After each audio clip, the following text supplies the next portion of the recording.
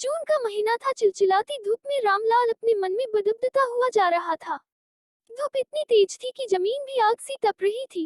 रामलाल के पैर में चंपल भी नहीं थी। वो नंगे पैर लंबे लंबे पगों से आगे बढ़ता जा रहा था। उसको अपनी नहीं बल्कि अपने खेतों की बहुत ज्यादा फिक्र थी।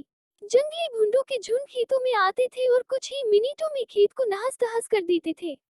रामलाल के खेत में इस साल बहुत ही अच्छी तरबूजे की फसल लगी थी, जिसे देखकर उसकी जान में जान आती थी।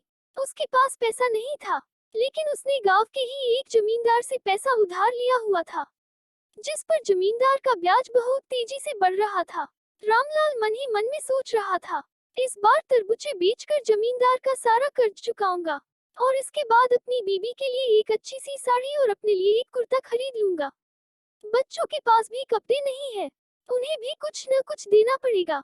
आगे सर्दी भी आने वाली है, जिसके लिए रजाई और कंबल भी लेना पड़ेगा। वह यही सब अपने मन में बदबदाते हुए खेतों की तरफ जा रहा था। उसे अपने पैरों की फिक्र नहीं थी। आम आदमी तो ऐसी गर्मी में नंगे पैर नहीं चल पाता, लेकिन रामलाल अपने मन में सपने देखता हुआ अपने खेतों की ओर बढ़ता चला जा रहा था। खेत के पास पहुंचते ही रामलाल गदगद हो गया। खेत में बहुत अच्छी तरबूजे की फसल थी। वो हर समय खेत में ही आते जाते रहता था, क्योंकि अगर धोखे से भी भूंड आ गया तो उसका पूरा का पूरा खेत कुछ ही समय में खत्म हो जाएगा और उसके सपने मिट्टी में मिल जाएंगे। इसलिए रामलाल दिन में और रात में पूरा समय खेत में ही गुजारता था। रामलाल की पत्नी भी फूली नहीं समा रही थी, क्योंकि 10 साल बाद उनके खेतों में इतनी अच्छी फसल लगी हुई थी, लेकिन गर्मी बहुत ज्यादा था। जमींदार अक्सर आके रामलाल को धमकी देता रहता था, फसल काट दो और मेरी पाई पाई चुका दो, नहीं तो तुम्हारे लिए अच्छा नहीं होगा। रामलाल ने हाथ जोड़कर कहा, इस साल खेत में फसल अच्छी लगी है साहब, मैं आपका एक एक पैसा चुका दूंगा। तरबूजे की फसल लगभग तैयार थी। जितनी खुशी आज रामलाल को हो रही थी, इनका अंदाजा लगाना आज मुश्किल था।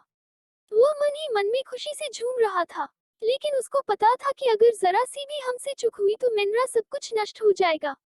रात में भी वह जरा सी आहट से भी उठ के बैठ जाता, अपने खेत में इधर उधर देखता और आकर फिर से सो जाता। उसकी नींद कभी पूरी नहीं हो पाती थी। उसके सपने में भी खेतों की याद बनी रहती थी। गरीब किसान की कहानी। 3 दिन बाद अब तरबूजे की फसल को कटाई करके शहर भेजने वाला था। रामलाल और उसकी पत्नी बहुत खुश थे। उन्हें पता था कि अब हमारा भी अच्छा समय शुरू होने वाला था। हम सब भी अच्छे कपड़े पहनेंगे, हमारे पास भी रजाई और गुदगुदे गद्दे होंगे, ताकि सर्दी में पूरी रात ठिठुर ठिठुर कर ना गुजारनी पड़े। रामलाल और उसकी पत्नी ने हजारों सपने अपने मन में संजो के बैठे थे, क्योंकि फसल इतनी जो अच्छी थी। रामलाल की फसल देखकर पड़ोसियों को भी जलन हो रही थी। रामलाल ने अपने पूरे खून पसीना लगाकर फसल तैयार की थी। 4 बीघे की फसल गांव में किसी ने पहली बार की थी, और इतनी अच्छी फसल शायद आसपास के गांव में कई साल बाद रामलाल ने की थी। खेत में तरबूजे चमक रहे थे। इस साल तरबूजे की कीमत भी बहुत अच्छा था, इसलिए रामलाल सोच रहा था कि उसका सारा कर्ज चुकता हो जाएगा और बहुत सारे रुपये भी बच जाएंगे। अगले दिन रामलाल सुबह जगा और हालांकि रात वह सो नहीं पाया था। रात भर जानवरों को भागता रहा, मगर सुबह जब उसने अपनी फसल को देखा तो एकदम से उसकी खुशी से उनका चेहरा एकदम लाल हो गया। उसकी पत्नी खाने का लेके खेत में आई और रामलाल को खाना खिलाया, और उसके बाद रामलाल आराम करने लगा। रामलाल की पत्नी खाना देकर चली गई। रामलाल खेत में एक छोटी सी लकड़ी की झोपड़ी बनाकर रहता था। उस झोपड़ी में आराम करने लगा। दोपहर का 12 बज चुके थे। रामलाल भी उठ उठकर इधर उधर देख रहा था, क्योंकि दोपहर में जंगली भुंडों का खतरा ज्यादा बना रहता था।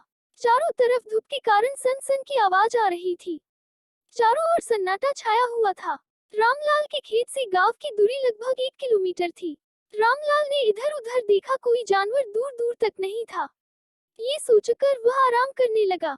इतने में ही उसे कब नींद आ गई उसे पता ही नहीं चला। रामलाल को नींद आते ही एक भून का बड़ा झुंड आया और उसके खेत में टूट पड़ा। रामलाल इतना थका हुआ था कि वह बहुत ही गहरी नींद में सो गया।